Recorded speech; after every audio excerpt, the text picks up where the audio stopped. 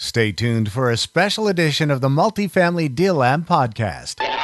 What's one thing you want people to come away with as a result of hearing our conversation today? I want them to know that if they decide to be a landlord and manage their own properties, we will hunt you down and shoot you.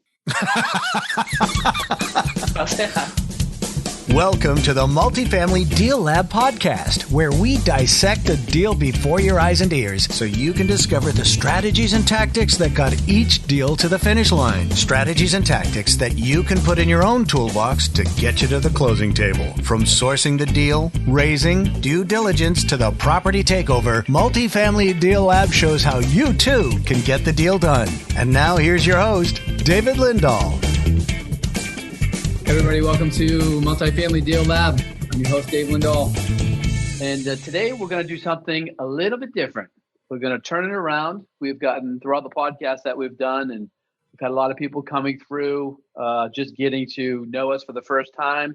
And they hear me interviewing people, and then they end up asking a lot of questions about who the heck is Dave Lindahl and who is RE Mentor. So John, our executive producer here, who does all of our podcasts and other people's podcasts as well, I should plug that. He said, hey, Dave, it'd be a great idea if we flipped the tables and I interviewed you. What do you think about that? And I thought, wow, that's a great idea, John. Let's do it. So ladies and gentlemen, this is John Melly. Hi, Dave. Thanks for taking the time to spend some time and talk about this. I really appreciate you doing that. I know you got a full plate, busy day. Yeah, it really has been something very interesting to me as we have 20 plus episodes. And going through and producing your show, I have learned quite a bit and listened to some really cool stories. And one thing I want to say off the bat is that the show may be about learning how to invest in multifamily real estate, but there's a lot more going on in these episodes than just how to close deals. One of the things that really stands out to me in listening to these, the breakdowns of the different deals, are the personal stories that your guests have, the goals that they have set for themselves, and the reasons why they're doing what they're doing through RE Mentor and what you're teaching them. A lot of them have higher goals. They want to do things for family members and loved ones, and they overcome these personal challenges, nervousness, getting out of their comfort zone. So it's to me, it strikes me as, yes, multifamily property investing is a vehicle to doing so much more than just buying property. There seems to be a lot of personal growth and development that I'm hearing in these stories. So I wanted to just say that up front. And I thought the folks who are sharing these stories in these episodes, they know Dave Lindahl's story because they've been involved with RE Mentor for a while. But I thought it would be cool for listeners to get to know you a little bit more, hear what your story is. How did you get to this place of starting RE Mentor? And why did you start it? And tell us what RE Mentor is, other than just a Deal Lab breakdown show. Yeah. Well, first of all, I can tell my story. I started investing way back in 1996, and I started investing in multifamily properties. I didn't take the usual route of single family houses. And that was because way back in 1996, I was broke and I wanted a better life. And, I've been interviewed by different business shows, about how did you accumulate 8,000 units and yada, yada, yada. And it always comes to this question of what was the turning point in your life that got you started? Mm-hmm. And with the first time somebody asked me that, I just thought to myself, I was broke. Broke, man. I was tired of being broke. So I was looking at a bunch of different ways to do it. And I saw an interview with a guy by the name of Harry Helmsley from New York City.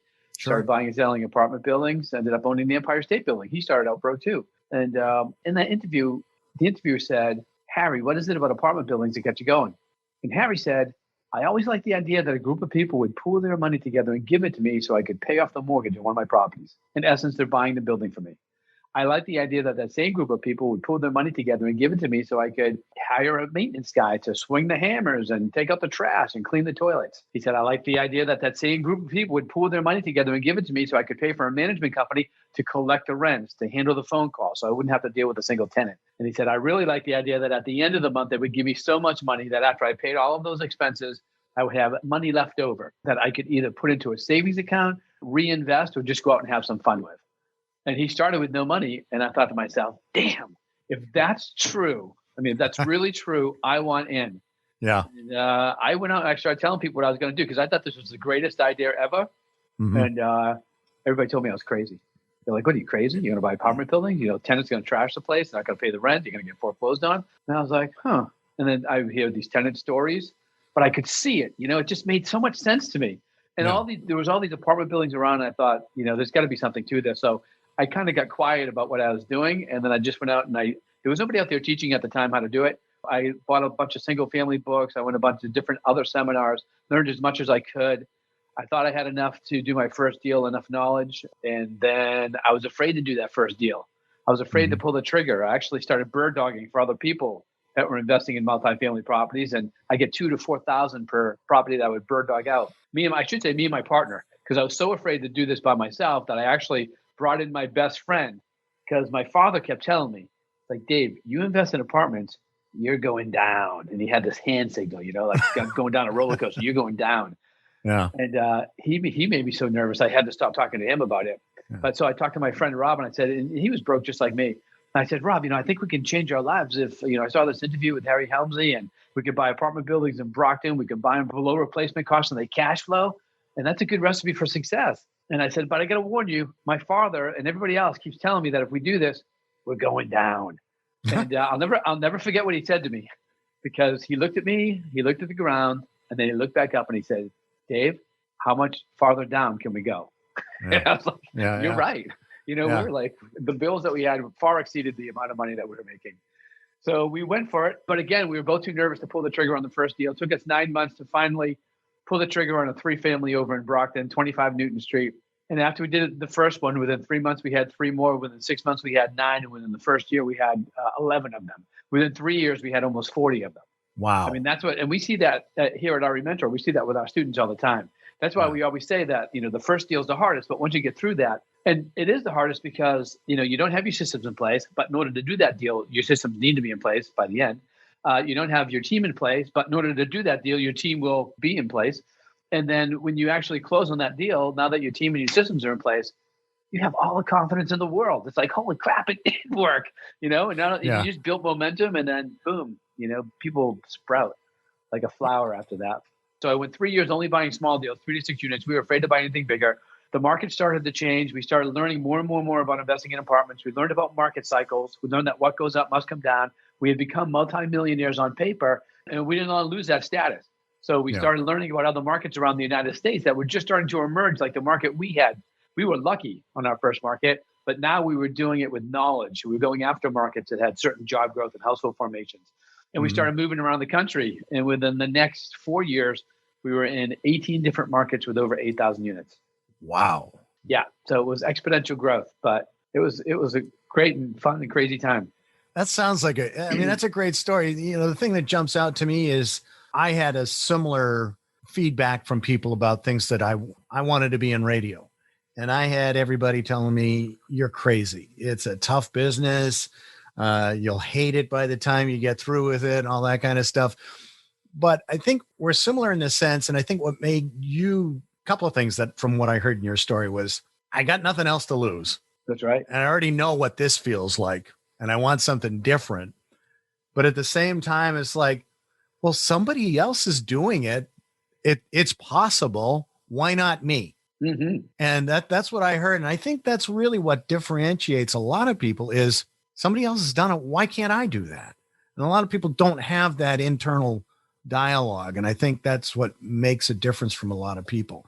It totally does. One of the things we've discovered through our mentor is the fact that we've been training people since 2002. We can give you all the skills. We can give you all the knowledge. But if you don't have the right mindset, you know, if you don't have to overcome your own challenges, if you don't know how to break through, and a lot of people don't. That's why we have a mindset portion of our mentor. You know, part of our program is mindset to help people through those challenges. But you need to get on the other side of those challenges in order to be successful. And let me just give you another story on that too. So there was 2 things. Carlton Sheets, I got his course way a long time ago. First time I bought it was a get rich quick for those that aren't old enough to remember him. It was a get rich quick. I bought it. I put it on the shelf. I didn't do anything for 6 months. 6 months later, we had the new and improved version. I was like, I got to get that one. Yeah. And I did, but that one I opened. And he said, go to your local real estate investment group, right? Notice that there are people in there that look like you, talk like you, act like you, with the same clothes as you, and they're doing it. And if they can do it, you can do it. So that was one epiphany. But that also came with, at the same time, I grew up in a lower middle class household. My mother was a budgeter. She was an envelope lady. She put all the money in the envelopes for all the different places where it was going to go. My father worked 2 jobs to support us. We always lived in scarcity. It was, we can't afford that. We can't afford this. Turn off the lights. Don't eat that ice cream. You got to save it for the week. Yep. We never went out to eat. And it was all about, my mom would always say, oh, isn't it great that they can have that? But, it's too bad that we can't. That's the mindset I had. It's like, the good stuff's for the other people. Until I got that course. And then I started feeding myself, good stuff like Tony Robbins, Awaken the Giant Within, and Raise the Bar, The Magic of Thinking Big. And all of a sudden my mind started to shift. And I came up with that question. Well, why not me? Why not me? Right. And then I couldn't come up with a good reason why. There you go. Started moving forward. That's great. You mentioned some of the resources. Well, before we talk about that, how did you make the decision to go from investing in real estate and building your portfolio of properties? As you said earlier on in your story, there wasn't anybody out there to teach you how to do it. You had to figure it out for yourself, and experience is a really good teacher. What made you decide to start RE Mentor and start teaching others how to do this? Well, what happened was we got good at, my portfolio got larger and larger. One of the things I did in the first 3 years of having that portfolio to buy more multifamily properties, because I didn't have my own cash, I used credit cards and I learned how to flip houses so I could buy more multis. I would use the money I got from flipping to buy multis. I used to say that, the single family houses supported my multifamily habit. And so I got good at flipping houses, and I was flipping so many and then reselling it for myself. I thought, well, why don't I start a real estate brokerage company and do it for other people and, another side hustle. So whenever you figure something out and you put the systems in place, now you get a little bit more time for yourself. And if you're an entrepreneur, you're always thinking, all right, so how can I make more money? Right. So I thought, why not do it for other people? And I did. I was still living in the 1-bedroom apartment. About 3 years of investing, I owned, I don't know how many properties, but still lived in the 1-bedroom because I was so busy.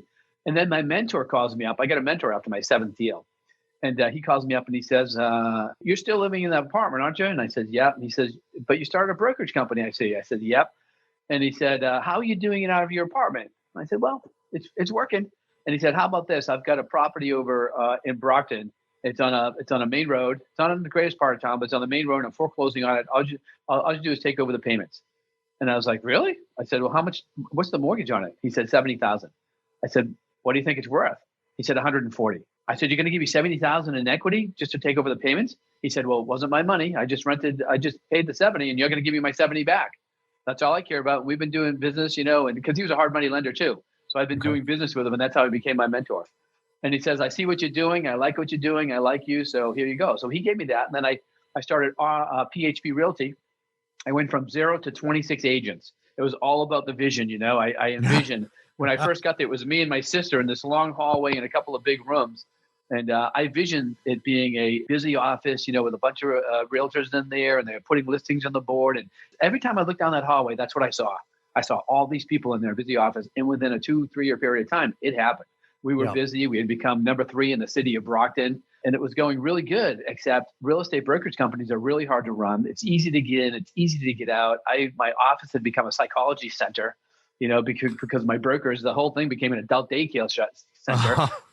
The brokers that I first brought in, I was teaching them how to list and sell houses. Now, that wasn't the goal. My goal was, I was supposed to be the one that was supposed to build the business. My sister was supposed to be the one that was to handle the agents and manage the place. But then her husband decided at the last minute that he wanted her home by 2:30 each day to get the kids off the bus. And, that's when things start really happening in that business. So I realized I had to do it. I did what most people do. I bought all the books and courses on how to run a brokerage company. I trained people how to do it. I'm really good at marketing. So we got a lot of listings and sales, and my people started getting really jealous of the new people coming in as we were growing. They're like, Dave, don't tell them how to market. Don't tell them how to do the postcard. Don't this. It's like they became very territorial. Whose business is this, right? And all of a sudden, I'm dealing with the people that are territorial. I'm dealing with the people that have their problems. And I didn't like going into the office anymore. I know that I train and I don't manage my own properties, but I was managing this brokerage company, and it was a mistake. So I was driving in one day, and I have this conversation in my head. It's like, I hate going in there. And the other side says, well, don't go in anymore. I thought, I'm not going to go in anymore. I was like, then don't. I was like, I'm not. Then don't. So I pulled over the road. I call up my sister and I said, I'm not coming in anymore. I'm done with that business. Tell Jack he's the new manager and figure it out. She's like, what? I said, I'm not going to. She heard the tone of my voice and she knows me. She's like, you're really not? I says, I'm not. So I didn't. And then I thought, all right, so I pulled over on the side of the road in Brockton. And I'm thinking, now what am I going to do? And I thought, well, I've trained all of these agents how to be successful listing and selling properties. And, I've been at the local RIA training people on how to do multis. And I thought, when I was around doing all the seminars and the seminar junkie, and I had a bunch of friends back then, it was like 8 years prior, and they started going out and they started teaching. I thought, I'm going to call one of them and see if I can teach at their event. And she said, sure, come to the event. What do you want to teach? And I said, I can rehab. I've been rehabbing all kinds. And she said, well, I do the rehabs. Can you teach anything else? I said, oh, I own a lot of apartments. She said, there's nobody teaching that. She says, come teach that. So I did her event. It was the last day. There was 40 people in the room. 3 happened to be real estate investment association owners in different parts of the country. They asked me to speak at their clubs. And then, boom, I started the RE Mentor at the top of my garage. My mother, who just got laid off as a fish cutter. She was on the fish piers of Boston for 27 years. And she got laid off and replaced by a machine. Yeah. So she was in tears and she didn't know what she was going to do. She had no skills. So I was like, Mom, you just come. I started this new company. I'm going to teach people how to buy and sell. And I got to make CDs for these courses that I'm sending out. You make the CDs. Back then it was one computer, one CD holder. Record it, back out. And there was 8 CDs per set. That's how it started. And the next year I had I think it was 42 speaking gigs. And then the next year I had 140. And it just went crazy. Yeah, it went crazy. And at the same time now, I'm buying apartment complexes around the U.S. So now I'm traveling either training or I'm traveling accumulating for my portfolio. I went from owning 800 units to over 8,000 when I first started my RE Mentor here. So, but the great thing is I shared on that growth as I was doing it. I created best practices and I shared what was going right, what was going wrong with everybody then and now. We continue to invest. Yeah, that's one of the interesting things about the episodes and the interviews that I hear you do is that it's very transparent. That, one of the questions that you make sure you ask in every episode is, what were the roadblocks? What were the problems? What were the big mistakes that you made and how other people can learn from them? So that's really, really cool. You've talked about the courses. And in the conversations that I hear you have with your members and your students, I hear reference. The great thing about that podcast is I'm just talking to my successful students. Like I got a student that through the years now we've had so many deals done through here. I mean, hundreds of thousands of doors. So now it's just so when I have a podcast coming up, I just say, hey, Jeannie, get somebody that has had this problem, or get somebody that's fun and exciting. And she's like, Monday they show up. Well, that leads right into the question that I have for you is that people at RE Mentor know the members. Oh, yeah. And we're family.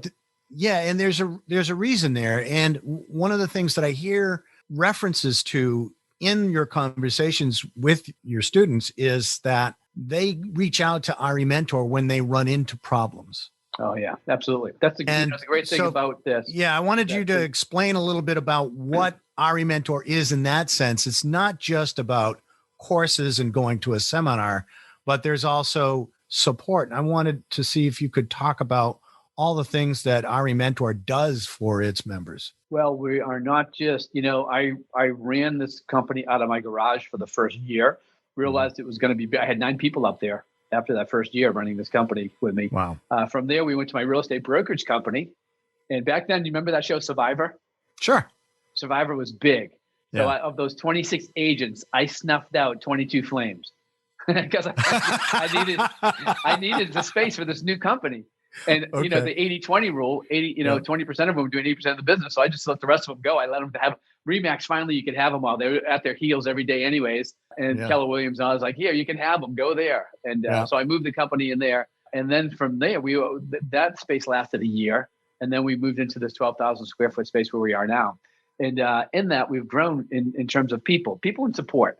Because that's the biggest thing that we pride ourselves on is the fact that, if you go downstairs into the foyer here, we've got our core values. And our number one core value is that we are not successful until our students are successful. And I made that a core value because I had been to so many seminars myself prior to. I was a seminar junkie, but the more you go, the more you learn. Mastermind junkies and all that. But I had been to so many seminars that were just a waste of my money. But it wasn't so much a waste of my money, that bothered me, but it was a waste of my time. And it became a waste of my time. It was like there's so many other things I could be doing instead of listening to this crap, And so that's when I said to myself, if I'm going to teach the nuts and the bolts of what it takes to actually be successful. No fluff. Here's what it is. Yes, there's an investment involved in any level of education that you get, but Sure. the investment's going to be much lower than the value that we give. And one of the things is every time I try to get support from those other places I had been to, it's like, hey, fax over your question. That's when faxes were big. Fax over your question. It's like, fax over your question. I need an answer now. And then half the time, wouldn't even get a fax back, or the fax back didn't really address what I was really asking. So I thought, when anybody calls here, there is somebody that's going to answer that phone, regardless if they're in a high level program, a low level program, or not, if not even in a program. Somebody's going to answer the phone, is going to answer the question. Yeah, because it's a very time sensitive business. There are so many moving parts involved. So having live support like RE Mentor does must be a game changer for people who may have tried other real estate investment programs and then finally found you and RE Mentor. You know what it is? They just become part of the community. So not only do we support here, but the community supports each other as well. So a lot of times, we got so many students doing deals with each other, and we've got this event called Ultimate Partnering. This year is going to be, I think it's going to be the first weekend of October. We're just looking for the venue now, but we'll be live again finally. And one of the things people say about, when they go to Ultimate Partnering, maybe that have been to other people's events, is that they can't believe the amount of people that are actually doing deals, within our community. Okay. And that's because, number one, they get the nitty gritty of how to do the deals. And, we're transparent here. If that deal is not going to be good, or you're not doing the right things to get deals, or you're just bringing in crappy deals, your business is set up not right, we'll tell you. It's like, hey, you got to smarten up. You got to do this. You got to do that. You're not going to go anywhere. Simple as that. That's a good thing. I mean, you're helping them out. That's what I would want to hear. Yeah. I don't want to talk about other people, but you've seen people that if the planets all align in the perfect order and there's a blue moon out, this is going to work for you. You know what I mean? Or the worst, you're doing the right thing. Just keep doing it. Just keep doing it. It's like, what? So tell me about some of the resources that are there. So I'm not involved, but I want to get involved, or I'm a potential member, and I'm kind of interested. So what is it that I can expect if I want to explore things that RE Mentor offers? Well, I mean, if you're interested in multifamily properties and you're just not sure, then you can read my book, Multifamily Millions. You can get it on Amazon. We have, if you go to davetoday.com, there's a free book offer, just pay shipping and handling with a bunch of extra bonuses. That's probably the best thing to do, because we give you a bunch of bonuses. You can read that one. You can read Emerging Real Estate Markets. That's another book. But if you read Multifamily Millions and you see that this is a business for you, then come over here, talk to one of the reps downstairs. The next thing you want is the home study system, or go to a live 3-day event. And there we just basically give you the step-by-step on how to get into this business, and then eventually how to scale it. We have coaching programs as well for those people that want to be held accountable, for those people that want to get there faster. We're really big on emerging markets and emerging market investing, although investing in your own backyard works too, as long as you know all 4 phases of the market cycle. You make your most amount of money in this business in appreciation. So we want to go where the appreciation is. But if people they just want to be in their own backyard, that's fine too, because that appreciation swing will come at 2 points in the cycle, of 2 or 4 points in the cycle. Every cycle lasts anywhere from 8 to 12 years, depending on where you are. So all you got to do is you got to understand where you are in the cycle. You need to understand what strategies to be using for that particular part of the cycle. But most importantly, you need to understand when the transition's happening. And it usually starts to happen about a year before the media even picks up on it. And that's where you make your most money, in the transition. And if you don't see the transition happening, that's where you lose your most money as well, on the backside of a transition. That's what it's all about. When I first started, we only had the home study system. And then we put the 3-day event, because people kept asking us, can you do a 3-day event? Can you go live? So we did that. It was like 4 or 5 years before we did a coaching program, because I just didn't have time to do it. I was out there buying all those properties and teaching. Yeah. And then we did the coaching program. And then it was probably 8 or 9 years into it, where people was like, how are you raising all that money for your deals? Tell us. And I was like, no, there's a lot of legal stuff involved in that. I don't want you coming back and saying, Dave told me to do this. So, But then I found an attorney to do the legal stuff. And I thought, well, that would work out, right? Because And I told him, if you do something wrong out there and it doesn't go right, you just blame the attorney, And I would say that from stage all the time. So there was so much pent up demand for that. I actually had pre-recorded a webinar. This is, 10, 12 years ago. Went into a Broadway show in New York City, came back out and saw that 442 people had signed up for a room of 100. I was like, holy crap. Wow. I guess people really need this. Yeah. Yeah. So then from there, we, where there's a need. So we still do this. We sit around, we talk about what the challenges are that the students are having, the clients are having, and then we figure out ways to help them out with their challenges. Yeah. So we built the business around that. The topic that's on everybody's mind in the backdrop is COVID, obviously, in the pandemic. And we're starting to see some light at the end of the tunnel of that. But one of the most popular episodes that we've produced so far is when you talk to people who are doing deals during COVID. And what do you say to people who might be a little hesitant to even explore? There's so much negative energy out about this and fear and uncertainty. What do you say to people who are like, I don't know if I want to do this during COVID? Well, first of all, if you haven't done it yet, you're actually lucky, because when COVID first hit, those of us that own properties, the first thing we had to do was survive. We had to understand what this was and how to survive it. And then after we figured it out and figured out best practices, and it wasn't just something I came up with and shared it with everybody. I got with my coaches. I've got students now. My max, because we buy and sell all the time, my max is about 8,500 units. I've got students now that are over 10,000, and growing, which is great. I love when that happens. So we get with the students that own the bigger portfolios, and we all sat down and said, all right, so this is what it is. How do we best prepare for it so we don't we can make our way through it. So we created best practices, which we shared, by the way, with our coaching students. And then from there, you look at the opportunity and say, okay, so it was a crisis. We figured it out. Now where's the opportunity? And then we figured out where the opportunity is. The opportunity is with those people that bought properties in the upside of the market, figured out because that weren't buying right. And although they weren't buying right, they didn't get punished by the market because the market was rising and the market corrected their mistakes. So therefore, they get to this point where they think everything they touch turns to gold. So they're sloppy investors and they never really focus on the operations of their property. But as they say, the naked man at the beach is always exposed at the low tide. And that's what the pandemic I've never heard that one before, but yeah, okay. Pandemic is the ultimate low tide. Oh, yeah. So now we've got all of these people that were sloppy investors and never learned how to operate their properties properly. Those are the properties coming on the market. There's going to be a tsunami. Hasn't happened yet. They're trickling in. Those are the deals that you're hearing people on the podcast doing. There's great deals to be doing right now, but it's going to tsunami in over the next probably 4 to 8 months, and then it's going to be gone. It's going to be this huge opportunity, and then it's going to be gone. Now, to get to your real question about, people are afraid, so they're thinking there's a lot of risk involved.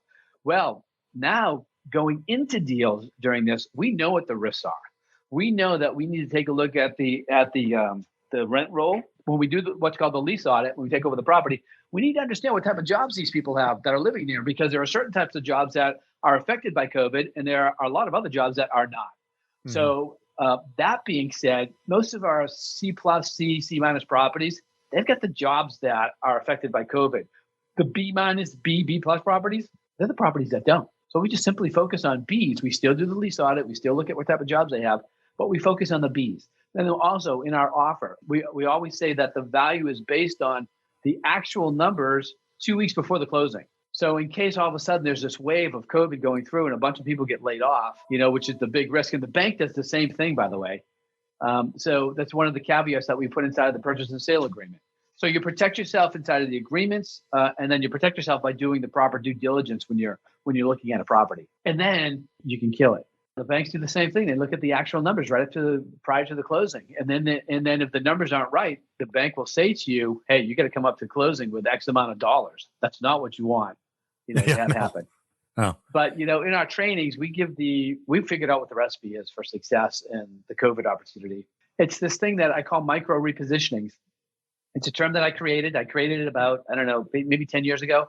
When I analyze my deals at the end of every year, you've got momentum plays, deals that cash flow on a regular basis. You've got repositionings, deals that are below 85% occupancy that need a lot of work in order to come back. These repositionings, you can make a lot of money, but they're the highest risk deal. The momentum plays, they just they just cash flow in nicely, and they appreciate nicely when you buy with value add. But then I realized that I made my most money at between 85 and 90% occupancy when an area was like 90, 93, 94 plus. So that means it's below occupancy for the area. It's actually sliding down, okay, the market, but you grab it before it goes before 85%, and then you do the repairs that need to be done to the property. Now, typically, it takes about anywhere from 9 to 12 months for a property to get into this state, okay? But it's usually an owner that either doesn't know what they're doing or they don't care, okay? So it takes 9 to 10 months to get into this particular state, but you get in there, you put about 2,000 to 4,000 in repairs on the property per door. You make the exterior pop, you make the common areas pop, the leasing office pop, and then you start doing the repairs, the backlog of repairs that need to be done on the property for the tenants, which the number one reason that tenants leave a property is because of lack of repairs. And then you start doing that, and then you methodically, once you make that, and it shouldn't only take a couple of months to do the repairs on the exterior, that pops. Your tenants are now happy because the repairs are being done, so they're going to stay longer. Now, the rents had to come down because the owner, on the way to this 9 to 10 month, 14-month period, have been lowering the rent just to get decent tenants in, trying to get decent tenants because the good ones are all gone. Good tenants don't stand for a property that needs repairs. Good tenants don't come in and replace good tenants with a property that needs repairs. So now, the tenant profile is on its way down. The rents have been decreased so they can get whatever revenues they can to take care of the expenses that are coming onto the property. And then the occupancy is dipping as well. So now you've got what we call value add. These are opportunities to get big pops in your property. You got 3 value adds there. You've got low rents, you've got low occupancies, and you got higher expenses. You buy based on actual numbers. You do these repairs. You own the leases when you buy the property, so they tend to take time to be able to renew. 12 to 18 months, all the leases are renewed, and boom. The fastest way to make $1 million in real estate is buying a 70 to 100 unit property that has these conditions that I just talked about. Now, you don't have to start there, but you do 1 or 2 deals, you'll end up there. And these are the types of deals that we focus and try to get. When we see one, it's like, look at a micro repositioning. This is awesome. They're like few and far between. There's not a lot of them out there. But the pandemic is going to release a ton of them on the marketplace. It's going to be like a micro repositioning party. And so, it's just going to be unbelievable. So, I mean, we're all geared up, ready to go. We've started doing the deals that are trickling in, but it's just going to be enormous. You know what I say to people? I say, if you will do for 3 to 5 years what most people won't do, you can do whatever you want for the rest of your life. But in this case, it's 2 to 3 years. If you will do for 2 to 3 years what most people won't do, boom, you can follow your passions for the rest of your life, knowing that you've got enough cash flow that's going to support you, but that will give you more money each month that you could spend. And then you just become wealthier and wealthier as those tenants pay down your properties. You make me want to dive in. Yeah. That's when you see it. It's like, yes. Well, I mean, there are a couple of things. It's like, obviously you're passionate about it and you're excited about it and you love what you're doing. That definitely comes across. And I'm listening to you talk and I can feel the excitement. But the other thing is I'm hearing your experience and your knowledge and how you have experienced enough to know what these cycles are and to know what to look for. And for anybody listening, I would say it's probably something not to be overwhelmed by, but rather to be reassured by, that if you don't know what this stuff is, all the support that RE Mentor offers, this is the stuff that you join RE Mentor for, to learn what all this is all about. You don't know what you don't know. You don't know. Like, right. For instance, until I just said it, you didn't even know about that micro repositioning opportunity.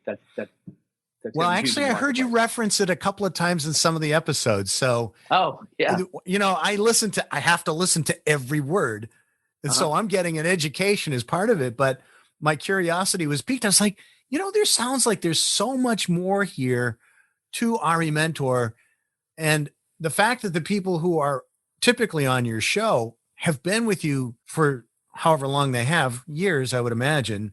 Well, some of them I interview, it's their first deal, and some of them have been and they've got a portfolio. So yeah, we when we think it's an interesting deal, then Jeannie will bring it to me and say, hey, this is an interesting deal, put on your podcast.